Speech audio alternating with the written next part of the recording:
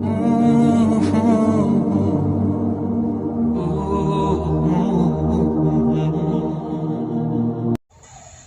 پھر تب ہمیں سمجھ آتی ہے کہ تنہا انسان تب نہیں ہوتا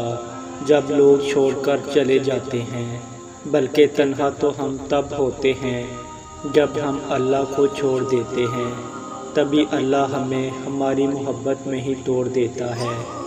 تاکہ ہم اس کی محبت سے جڑ سکیں،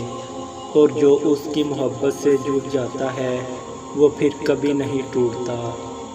کیونکہ اس کی محبت سے زیادہ سکون اور طاقت دنیا کی کسی محبت میں نہیں۔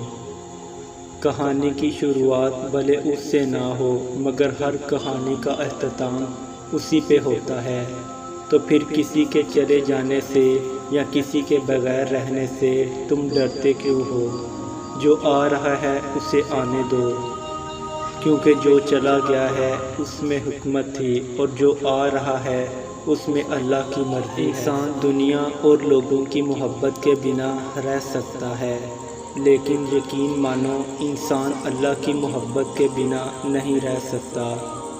وہ انسان جسے حقیقت کا علم ہو جائے، اس کے لیے اللہ کو ناراض کرنا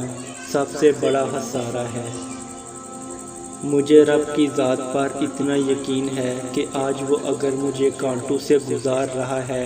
تو یقیناً گلابوں تک پہنچانے کے لیے